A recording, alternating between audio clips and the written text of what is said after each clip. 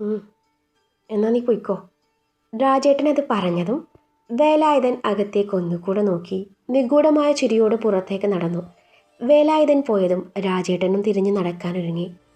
പെട്ടെന്ന് അകത്തു നിന്ന് എന്തോ വീഴുന്ന ഒച്ച കേട്ട് രാജേട്ടൻ അകത്തേക്ക് നടന്നു. അകത്തെ കാഴ്ചയിൽ അയാൾ തെല്ലൊന്ന് അതിശയിച്ചു. അകത്ത് പൂജാമുറിക്ക് മുന്നിലുണ്ടായിരുന്ന പഴയ കുടുംബ ഫോട്ടോ ആണിയിളകി ചുവരിൽ നിന്നും താഴേക്ക് പതിച്ചതായിരുന്നു. വീഴ്ചയുടെ ആഘാതത്തിൽ ഫോട്ടോയുടെ ചില്ല് ചിതറിപ്പൊട്ടി നിലത്താകെ പരന്നു കിടന്നു. അതിലും വിചിത്രമായത് വേലായുധൻ കുറച്ചു മുമ്പ് കൊണ്ടുവന്ന അവിടെ വെച്ചിരുന്ന കള്ളിൻ്റെ കുപ്പിയുടെ മേലേക്കാണ് ആ ഫോട്ടോ പതിച്ചത് എന്നതാണ്. കുപ്പിയും പൊട്ടി അതിനുള്ളിലെ ദ്രാവകം നിലത്തേക്ക് ഒഴുകിപ്പോന്നു. ഒരു നിമിഷം രാജേട്ടൻ അനങ്ങാതെ നിന്നു. എന്തുകൊണ്ടോ അയാളുടെ നെഞ്ചിനുള്ളിൽ ഒരു അസ്വസ്ഥത പടർന്നു. ഡോക്ടർ സാർ വരുമ്പോൾ സാധനം എവിടെയെന്ന് ചോദിച്ചാൽ എന്ത് പറയും? നിലത്താകെ പരന്നു കിടന്ന ആ ദ്രാവകത്തിലേക്ക് നോക്കി രാജേട്ടൻ സ്വയം പിറുപിറുത്തു. അയാളൊന്ന് കുനിഞ്ഞ് പൊട്ടിയ ചില്ലിൻ്റെ അവസാന കഷ്ണവും എടുത്തു മാറ്റുമ്പോഴും മനസ്സിൽ അസ്വസ്ഥത മാത്രം മാറിയില്ല. പൂജാമുറിയുടെ മുന്നിൽ തലമുറകളായി തൂങ്ങിയിരിക്കുന്ന കുടുംബ ഫോട്ടോ ഒരിക്കലും ആണിയിളകി വീണിട്ടില്ല. പക്ഷെ ഇന്ന് അതും കൃത്യമായ കുപ്പിയുടെ മേലേക്ക് തന്നെ പതിച്ചിരിക്കുന്നു. ഇത് വെറും യാദൃശ്ചികമാണോ? രാജേട്ടൻ്റെ മനസ്സ് വീണ്ടും ചോദിച്ചു. അയാളുടെ കണ്ണ് പൂജാമുറിയിൽ പ്രതിഷ്ഠിച്ച ആ വിഗ്രഹത്തിലേക്ക് നീണ്ടു. അമ്മേ മഹാമായേ, കാത്തോളണേ എന്നും മനസ്സറിഞ്ഞ് പ്രാർത്ഥിച്ചു. ചിന്തകളെ പാടെ ഒഴിവാക്കി ചില്ലൊക്കെ കളഞ്ഞു അവിടെയൊക്കെ തുടച്ചു ക്ലീൻ ചെയ്തു. പിന്നീട് രാജേട്ടൻ എവിടെ നിന്നോ മറ്റൊരു കള്ളിൻ്റെ കുപ്പി ഒപ്പിച്ചു വരുന്ന നേരത്ത് വീടിൻ്റെ മുറ്റത്ത് ഷോണിൻ്റെ കാറ് കിടപ്പുണ്ടായിരുന്നു. മുൻവശത്തെ ഡോറ് തുറന്ന് കിടപ്പുണ്ട്. നേരത്തെ കുപ്പി പൊട്ടിയ വിവരമൊന്നും തൽക്കാലം ഡോക്ടർ അറിയണ്ട. എന്തായാലും ഈ കുപ്പി അകത്ത് വെച്ചിട്ട് വരാം എന്ന് കരുതി രാജേട്ടൻ അകത്തേക്ക് നടന്നതും നേരെ ചെന്നുപെട്ടത് നിദ്രയുടെ മുന്നിലും. എന്താ രാജേട്ടാ കയ്യിൽ? കുപ്പിയിലെ വെളുത്ത ദ്രാവകം കണ്ടുകൊണ്ട് നിദ്ര ചോദിച്ചു. അത് കുഞ്ഞ്, ഇത് നാടൻ മോരാ. ഡോക്ടർ സാറ് വേണമെന്ന് പറഞ്ഞിരുന്നു. സാറവിടെ കുഞ്ഞെ? നിദ്ര അറിഞ്ഞാൽ പ്രശ്നമാവരുതല്ലോ എന്ന് കരുതിയാണ് രാജേട്ടൻ അന്നേരം അങ്ങനെ പറഞ്ഞത്. ആദ്യം ഷോണും ഒത്തുചേർന്ന വല്ലപ്പോഴും അത് പതിവായിരുന്നു. അന്നും അവർക്ക് സാധനം എത്തിച്ചിരുന്നത് വേലായുധനായിരുന്നു. ആണോ? എന്നാ ഇങ്ങ് തന്നേക്ക് രാജേട്ടാ, ഞാൻ കൊടുക്കാം, നിദ്ര സ്വാഭാവികമായി പറഞ്ഞു. കുഞ്ഞെ, അത് പിന്നെ രാജേട്ടൻ എന്തോ പറയാൻ ശ്രമിച്ചു. പക്ഷേ വാക്കുകൾ തൊണ്ടയിൽ കുടുങ്ങി. ഇങ്ങ് തന്നോളൂന്നേ, ഞാൻ കൊടുക്കാം. പിന്നെ രാജേട്ടന് ഒന്നും പറയാൻ പറ്റിയില്ല. അയാൾ ആ കുപ്പി നിദ്രയെ ഏൽപ്പിച്ചു പുറത്തേക്ക് നടന്നു. അതിനിടയിൽ അയാളൊന്ന് തിരിഞ്ഞു നോക്കിയതും നിദ്ര കുപ്പിയുമായി അടുക്കളയിലേക്ക് നടക്കുന്നുണ്ട്. ഇച്ചാൻ ഉറക്കല്ലേ, എന്തായാലും ഇപ്പം മോര് കുടിക്കാനൊന്നും പോണില്ല, തൽക്കാലം ഫ്രിഡ്ജിലെടുത്ത് വെച്ചേക്കാം എന്നും മനസ്സിൽ പറഞ്ഞ നിദ്ര കുപ്പിയെടുത്ത് ഫ്രിഡ്ജിൽ വെച്ച് മുറിയിലേക്ക് നടന്നു. മുറിയിലേക്ക് വന്നതും ഷോൺ നല്ല ഉറക്കത്തിലായിരുന്നു. അവനെ ഉണർത്താതെ ഫോൺ എടുത്ത് ബാൽക്കണിയിലേക്ക് നടന്നു. മുല്ലച്ചെടിയുടെ കീഴെ ഇരുന്ന് ജനനിയുടെ നമ്പറിലേക്ക് ഡയൽ ചെയ്തു. ജനനി മരുന്നും കഴിച്ച് ചെറുതായി ഒന്ന് മയങ്ങിയതായിരുന്നു. ആ നേരത്താണ് ഫോൺ റിങ് ചെയ്യുന്നത്. അവൾ ഫോൺ എടുത്ത് നോക്കിയത് ഡിസ്പ്ലേയിൽ നിദ്രയുടെ പേര് തെളിഞ്ഞു. രാവിലെ ഫോൺ നോക്കിയപ്പോൾ അവളുടെ 2 മിസ്ഡ് കോൾ കണ്ടതായിരുന്നു. എന്തുകൊണ്ടോ തിരിച്ചു വിളിക്കാൻ തോന്നിയില്ല. ഇത്തവണ ജനനിക്ക് ആ കോൾ എടുക്കാതിരിക്കാനായില്ല. അവൾ ആൻസർ ബട്ടൺ അമർത്തി ഫോൺ ചെവിയോട് അടുപ്പിച്ചു. ഹലോ ജാനി. നിദ്രയുടെ മൃദുസ്വരം കാതിൽ പതിഞ്ഞതും ജനനിയുടെ ഉള്ളിൽ ഒരു ചെറു നോവുണർന്നു. ആ നിത്തു. ജാനി സാധാരണ രീതിയിൽ സംസാരിക്കാൻ ശ്രമിച്ചു. ഞാൻ നിന്നെ ഇന്നലെ വിളിച്ചായിരുന്നു, നീ എന്താടാ ഫോൺ എടുക്കാത്തെ? അതോ, അത് പിന്നെ ഇന്നലെ എനിക്ക് ഒട്ടും വയ്യായിരുന്നു നിത്തു, നേരത്തെ ഉറങ്ങി. ആ അതെയോ, എന്ത് പറ്റിയതാടാ? അത് പനിയാ. അയ്യോ, എന്നിട്ട് ഡോക്ടറെ കണ്ടോ? കണ്ടു. നിത്തു, ഞാൻ നിന്നെ വിളിക്കായിരുന്നു കേട്ടോ, വയ്യാത്തത് കൊണ്ടാ. അത് കുഴപ്പമില്ല, വയ്യാത്തതുകൊണ്ടല്ലേ. ജാനി, വേറെ എന്തൊക്കെയുണ്ട് വിശേഷം? വിശേഷമൊന്നുമില്ല. കുറച്ചു നേരം സാധാരണ രീതിയിൽ ഇരുവരും സംസാരിച്ചു. ഫോൺ സംഭാഷണം അവസാനിപ്പിച്ചു. ഫോൺ അവസാനിച്ച നിദ്ര ഉറപ്പിച്ചു നാട്ടിൽ തിരിച്ചെത്തിയിട്ട് നിഖിലിനെയും അവളെയും ഒന്നാക്കണമെന്ന്. പിന്നെ എല്ലാവരുടെയും അനുഗ്രഹത്തോടെ ഒരു വിവാഹം. അതിനു മുന്നേ ഇച്ചായനോടെല്ലാം തുറന്ന് പറയണം. ആൾക്ക് മാത്രമേ തന്നെ ഇക്കാര്യത്തിൽ ഹെൽപ്പ് ചെയ്യാൻ പറ്റുള്ളൂ. ദീർഘമായി നിശ്വസിച്ചു അവൾ ഫോണുമായി അകത്തേക്ക് നടന്നു. മുറിയിൽ ചെന്ന് അവനരികിൽ ചേർന്ന് അവനെ കെട്ടിപ്പിടിച്ചു കിടന്നു. നിഖിൽ ജോലി കഴിഞ്ഞ് വീട്ടിലെത്തുമ്പോൾ സമയം 9 അടുത്തിരുന്നു. മുറിയിലെത്തിയതും ഷർട്ട് മാറി അവൻ ബെഡിലേക്ക് തളർന്നു വീണു. ശരീരം ക്ഷീണിച്ചിരുന്നെങ്കിലും മനസ്സിന് വിശ്രമമുണ്ടായിരുന്നില്ല. ഇന്ന് ബസ്സിൽ വെച്ച് ജനനിയെ കണ്ട നിമിഷം മുതൽ നടന്നതെല്ലാം അവൻ്റെ മനസ്സിലൂടെ വീണ്ടും വീണ്ടും കടന്നുപോയി. സരോജിനിയമ്മയും ആ സ്ത്രീയും തമ്മിൽ നടന്ന സംഭാഷണവും ഓർമ്മയിൽ തെളിഞ്ഞതോടെ അവൻ്റെ നെഞ്ചിൽ അതൊരു ഭാരമായി നിറഞ്ഞു. കഴിഞ്ഞ ദിവസം മുതൽ ജനനിയുടെ മുഖം അവൻ അസ്വസ്ഥനാക്കാൻ തുടങ്ങിയിരുന്നു. കണ്ണടച്ചാൽ പോലും കാണുന്നത് അവളുടെ മുഖമായിരുന്നു. കരഞ്ഞു കലങ്ങിയ ആ കണ്ണുകൾ ഓർക്കും തോറും അവൻ്റെ ഉള്ളം വേദന കൊണ്ട് നിറഞ്ഞു. അവൾ കണ്ടു സംസാരിച്ചു ഒരു സോറി പറയണമെന്ന് അവൻ പലതവണ കരുതിയിരുന്നു. പക്ഷേ ഇന്ന് ബസ്സിൽ വെച്ച് അപ്രതീക്ഷിതമായി കണ്ടപ്പോൾ അവൾ തൻ്റെ മുഖത്തേക്ക് നോക്കാതിരിക്കാൻ പാടുപെടുന്നത് കണ്ട നിമിഷം മുതൽ അവൻ്റെ മനസ്സ് മുഴുവനും അവളിൽ മാത്രം ഒതുങ്ങി നിന്നു. എന്തിനായിരുന്നു അത്? അവൻ സ്വയം മനസാക്ഷിയോട് ചോദിച്ചു. ജനനിയെക്കുറിച്ച് അവൻ ഇതിനോടകം അന്വേഷിച്ചിരുന്നു. വലിയ തറവാട്ടുകാരാണ്. അച്ഛനും അമ്മയും ദുബായിൽ.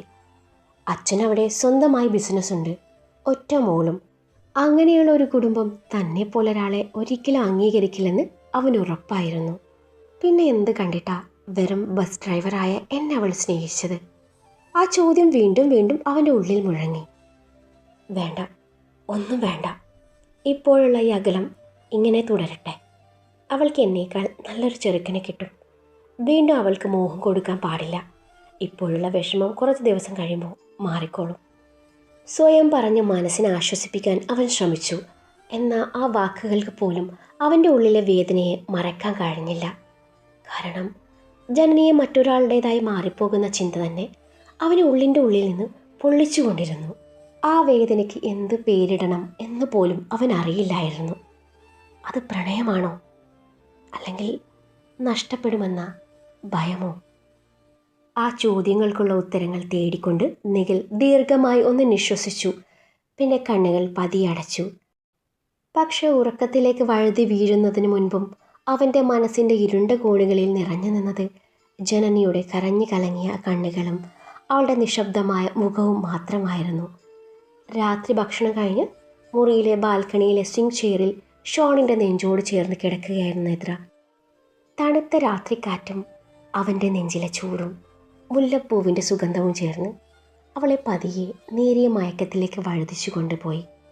അവൾ കണ്ണുകളടച്ച് നിശബ്ദമായതും മുഖത്തേക്ക് വീണുകിടക്കുന്ന മുടിയിഴകൾ ഷോൺ സ്നേഹത്തോടെ ഒതുക്കി വെച്ചു. അവൻ കുറച്ചു നേരം അവളുടെ മുഖത്തേക്ക് തന്നെ നോക്കി നിന്നു. നിത്തു, അവൻ മൃദുവായി വിളിച്ചു. അവളിൽ നിന്നും മറുപടിയൊന്നും ഉണ്ടായില്ല. നിത്തൂസ്, ഇത്തവണ അവളുടെ കാതോര മുഖം അടുപ്പിച്ചുകൊണ്ട് അവൻ വീണ്ടും വിളിച്ചു. എന്നിട്ടും പ്രതികരണമൊന്നുമില്ലെന്ന് കണ്ടതും അവൻ്റെ ചുണ്ടിൽ ഒരു കുറുമ്പ് നിറഞ്ഞ പുഞ്ചിരി വിരിഞ്ഞു. അവളുടെ ധാവണിശീല പതിയെ വലിച്ചു നീക്കി. മുന്നിലെ കാഴ്ചയിൽ ഒരു നിമിഷം അവൻ്റെ കണ്ണുകൾ വിടർന്നു. അവൻ്റെ കണ്ണുകൾ ഏറെ പ്രണയത്തോടെ അവളിലെ സൗന്ദര്യം ഒപ്പിയെടുത്തു. കണ്ണുകളിൽ കളി ഒളിപ്പിച്ചുകൊണ്ട് ബ്ലൗസിൻ്റെ ആദ്യ ഹുക്കിൽ വിരലുകൾ തൊട്ട നിമിഷം തന്നെ നിദ്ര പെട്ടെന്ന് കണ്ണു തുറന്നു അവനെ കൂർപ്പിച്ചു നോക്കി. ആഹാ, അപ്പോൾ ഞാൻ ഉറങ്ങിക്കഴിഞ്ഞാൽ ഇതായിരുന്നല്ലേ ഡോക്ടറുടെ പണി? അവൾ അവൻ്റെ കൈ മാറ്റിക്കൊണ്ട് ചോദിച്ചു. ഷോൺ തൻ്റെ ചിരി ഒതുക്കിക്കൊണ്ട് അവളെ നോക്കി. നിന്നെ എഴുന്നേൽപ്പിക്കാൻ ഈ ഒരു വഴിയേ ഉള്ളൂ എന്ന് എനിക്കറിയായിരുന്നു. എന്തിനാ ഇപ്പോൾ എന്നെ എഴുന്നേൽപ്പിക്കുന്നേ? ഞാനേ നല്ല ഉറക്കം പിടിച്ചു വന്നതായിരുന്നു. നീ അങ്ങനെ ഇപ്പോൾ ഉറങ്ങാൻ പാടില്ല. അവളുടെ കഴുത്തിനരികിലേക്ക് മുഖം ചേർത്തുകൊണ്ട് അവൻ പതിയെ പറഞ്ഞു. അവൻ്റെ ശ്വാസത്തിൻ്റെ ചൂടേറ്റതും നിദ്രയുടെ വിരലുകൾ സ്വാഭാവികമായി അവൻ്റെ മുടിയിഴകളിലേക്ക് നൂണ്ടുകയറി.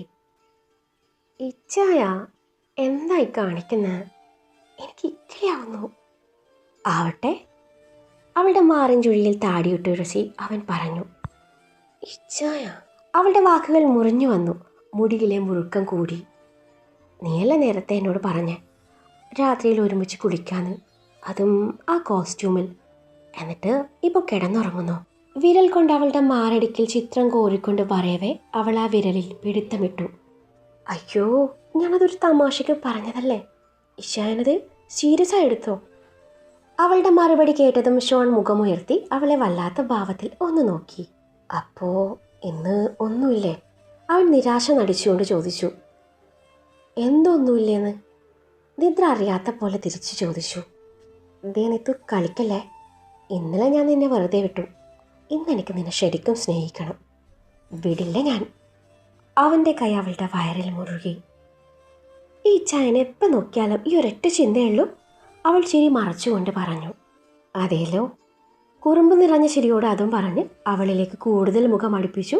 ബ്ലൗസിന് മീതിയായി അവളുടെ കഴുത്തിലും മാറിലും അവൻ വല്ലാത്ത ഭാവത്തിൽ ചുംബിച്ചു. അവൾ എതിർക്കാൻ നോക്കിയപ്പോൾ അവൻ്റെ വാശി കൂടിയതേയുള്ളൂ. അവൻ്റെ കൈകളാൽ അവളിലെ മൃദുലത ഞെരിഞ്ഞുടഞ്ഞു. ഒടുവിൽ നിദ്ര അവനിൽ നിന്നും എങ്ങനെയൊക്കെയോ അകന്നു മാറി. തൻ്റെ ഡ്രസ്സ് നേരെ ഇട്ടുകൊണ്ട് അവനെ കൂർപ്പിച്ചു നോക്കി. പോടാ കാമാന്തക, കാമഭ്രാന്ത, കാമരാക്ഷസ, കാമപിശാശേ, കാമരാജ യൂണിവേഴ്സിറ്റി. അവൾ ഒന്നിൻ്റെ പിന്നാലെ ഒന്നായി വിശേഷണങ്ങൾ ചൊല്ലി അവനെ നോക്കി ദഹിപ്പിച്ചു. എപ്പോൾ നോക്കിയാലും കെട്ടിപ്പിടിക്കലും ഉമ്മ വെക്കലും, നോട്ടം മുഴുവനും വേണ്ടാത്തിടത്തും. ചിരി ഉള്ളിലൊതുക്കിക്കൊണ്ട് അവൾ പറഞ്ഞു. ഒരു നിമിഷം മുൻപ് വരെ ചിരിച്ചു നിന്നിരുന്ന ഷോണിൻ്റെ മുഖഭാവം ചെറുതായി മാറി. അവളെ ഒന്ന് ദീർഘമായി നോക്കിയ ശേഷം ഒന്നും പറയാതെ അവൻ എഴുന്നേറ്റ് മുറിയിലേക്ക് നടന്നു. നിദ്രയുടെ ചിരി പതിയെ മാഞ്ഞു. ഇച്ചായ, അവൾ പിന്നിൽ നിന്നും വിളിച്ചു. പക്ഷെ അവൻ തിരിഞ്ഞു നോക്കിയില്ല. അവൾ ചെയറിൽ നിന്ന് എഴുന്നേറ്റ് അവൻ്റെ പിന്നാലെ നടന്നു. വാതിക്കൽ എത്തി നിന്ന് അല്പനേരം അവനെ നോക്കിയ ശേഷം പതിയെ പറഞ്ഞു. ഞാനൊരു തമാശ പറഞ്ഞല്ലേ, അതിന് ഇങ്ങനെ പിണങ്ങണോ? ആ ശബ്ദത്തിലെ പരിഭവം കേട്ടിട്ടും അവൻ മറുപടിയൊന്നും പറഞ്ഞില്ല. അവൻ ബെഡിൽ മലർന്നു കിടന്ന് തൻ്റെ കണ്ണിന് മീതെ കൈവച്ചു. അപ്പോൾ മാത്രമാണ് തൻ്റെ വാക്കുകൾ അവൻ അത്രമേൽ വേദനിപ്പിച്ചുവെന്ന് നിദ്രയുടെ മനസ്സിൽ ഒരു അസ്വസ്ഥതയുണ്ടാക്കുന്നത്. അവൾ അവൻ്റെ അരികിലേക്ക് നടന്നു. ഇച്ചായ. അവൻ അരികിൽ വന്ന് പതിയെ അവൻ്റെ മേലെ കൈയെടുത്ത് വെച്ചതും അവളുടെ കൈയെടുത്ത് മാറ്റി അവളെ ഒന്ന് നോക്കുക പോലും ചെയ്യാതെ ഷോൺ മുറിയിലെ ലൈറ്റ് ഓഫ് ചെയ്തു. അവൻ്റെ പ്രവൃത്തി നിദ്രയെ വേദനിപ്പിച്ചു. അവൾ ബെഡിൻ്റെ മറ്റേ സൈഡിൽ കിടന്നു. മുറിയിൽ ഒരു തരം നിശബ്ദത പരന്നു. എന്തോ അവൾക്ക് അന്നേരം നല്ല ദാഹം തോന്നി. അവൾ മുറിയുടെ ഡോറും തുറന്ന് താഴേക്ക് നടന്നു. അടുക്കളയിൽ ചെന്നു ഫ്രിഡ്ജിൽ നിന്നും വെള്ളമെടുത്ത് കുടിക്കാൻ നേരത്താണ് രാജേട്ടൻ കൊടുത്ത കുപ്പി അവൾ കാണുന്നത്. അവൾ വെള്ളത്തിൻ്റെ കുപ്പി തിരികെ വെച്ച് ആ കുപ്പി കയ്യിലെടുത്തു. അങ്ങനെ താനിപ്പോൾ ഇത് കുടിക്കണ്ട, മുഴുവനും ഞാൻ കുടിക്കാൻ പോവുക. പിണങ്ങാൻ മാത്രം ഞാനൊന്നും പറഞ്ഞില്ലല്ലോ. അല്ലേലും ആ പേരൊക്കെ നിങ്ങൾക്ക് മാച്ച് തന്നെയാണ്. അതും പറഞ്ഞവൾ ആ കുപ്പിയെടുത്ത് തൻ്റെ വായിലേക്ക് അപ്പാടെ കമഴ്ത്തി. അത് കള്ളാണെന്ന് അവൾക്കറിയില്ലായിരുന്നു. ഈ മോരിനെന്താ ഒരു ചവർപ്പ്? എന്തേലും ആവട്ടെ എന്നും കരുതി അവൾ കുറച്ചുകൂടെ കുടിച്ചു. അവൾ കുറച്ചുകൂടി കുടിച്ചതും കുപ്പി തിരികെ കൗണ്ടർ ടോപ്പിന് മുകളിൽ വെച്ചു. നാവിൻ്റെ അറ്റത്ത് പടർന്ന ആ വിചിത്രമായ ചവർപ്പ് അവളൊരു നിമിഷം ചുളിവേൽപ്പിച്ചെങ്കിലും ദാഹം മാറിയ ആശ്വാസത്തിൽ അതൊന്നും കാര്യമായി എടുത്തില്ല. പിന്നീട് ചവർപ്പ് മാറ്റാൻ ഫ്രിഡ്ജിൽ നിന്നും ഇച്ചിരി അച്ചാറെടുത്ത് കഴിച്ചപ്പോൾ നല്ല എരിവ് മാറ്റാൻ വീണ്ടും വായിലേക്ക് കുപ്പി മലർത്തി. കുറച്ചു നേരം അവിടെ നിന്ന ശേഷം നിദ്ര കുപ്പിയും കൈ പിടിച്ചു പതിയെ മുകളിലേക്ക് നടന്നു. പക്ഷേ പടികൾ കയറുന്നതിനിടയിൽ അവളുടെ തലയിൽ ഒരു നേരിയ കറക്ക് അനുഭവപ്പെട്ടു. കണ്ണുകൾക്ക് മുന്നിലൂടെ ചുറ്റുമുള്ള കാഴ്ചകൾ മങ്ങുന്നത് പോലെ തോന്നി. മുറിക്കുള്ളിൽ ലൈറ്റ് ഓഫ് ചെയ്തിട്ടും ഷോൺ ഉറങ്ങിയിരുന്നില്ല. നിദ്ര പറഞ്ഞ വാക്കുകൾ മനസ്സിൽ വീണ്ടും വീണ്ടും മുഴങ്ങുന്നുണ്ടായിരുന്നു. അവളുടെ കളിയാക്കലാണെന്ന് അറിയായിരുന്നുവെങ്കിലും എന്തുകൊണ്ടോ ആ നിമിഷം അതവനെ വേദനിപ്പിച്ചിരുന്നു. അവൻ ലൈറ്റ് ഓൺ ചെയ്തപ്പോൾ മുറിയിൽ നിദ്രയില്ലായിരുന്നു. ഇവൾ ഇതെവിടെ പോയി? സ്വയമേ പറഞ്ഞവൻ ബെഡിൽ എഴുന്നേറ്റിരുന്നു. ഉറക്കം വരാത്തത് കൊണ്ട് അവൻ ലാപ്ടോപ്പ് എടുത്ത് വർക്ക് ചെയ്യാൻ തുടങ്ങി. വാതിലിനരികിൽ ആരുടെയോ കാൽ പെരുമാറ്റം കേട്ടു. അവൻ തല ഉയർത്തി നോക്കിയില്ല. നിദ്ര ആ കുപ്പിയും തൻ്റെ പിന്നിൽ ഒളിപ്പിച്ചു മുറിയിലേക്ക് നടന്നു. നിദ്ര ഒരു നിമിഷം അവനെ നോക്കി നിന്നു.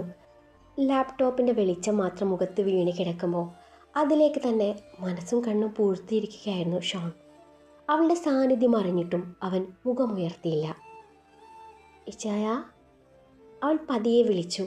മറുപടിയായി കീബോർഡിൽ വിരലുകൾ അമരുന്ന ശബ്ദം മാത്രം കേട്ടു. അവളുടെ ചുണ്ടുകൾ ചെറുതായി കോർത്തു. കയ്യിൽ പിടിച്ചിരുന്ന കുപ്പി പിന്നിലോ കുളിപ്പിച്ചുകൊണ്ട് അവൾ അവൻ്റെ അടുത്തേക്ക് രണ്ടടി കൂടി നടന്നു. ഡോ കാമഭ്രാന്ത. അവളുടെ ആ വിളി കേട്ടതും അവൻ ദേഷ്യത്തോടെ മുഖമുയർത്തി. അവളുടെ അന്നേരത്തെ മട്ടും ഭാവവും കണ്ട് അവൻ്റെ മുഖം ചുളിഞ്ഞു. അടുത്ത നിമിഷം അവൾ പിന്നിലേക്ക് ഒളിപ്പിച്ച കുപ്പിയെടുത്ത് തൻ്റെ വായിലേക്ക് അപ്പാടെ കമഴ്ത്തി. അവൻ്റെ കണ്ണുകൾ മെഴിഞ്ഞു വന്നു. രാജേട്ടൻ തനിക്ക് തരാൻ വേണ്ടി കൊണ്ടുവന്ന നാടമോരാ. ഞാനതങ്ങ് എടുത്ത് കുടിച്ചു. കുറച്ച് ബാക്കിയുണ്ട്, തനിക്ക് വേണോ? അവളുടെ നാക്ക് കുഴയുന്നുണ്ടായിരുന്നു. അവൾ ആ കുപ്പി അവന് നേരെ നീട്ടിയതും അവനത് വാങ്ങിച്ചു മണത്ത് നോക്കിയതും അവൻ്റെ മുഖം ചുളിഞ്ഞു.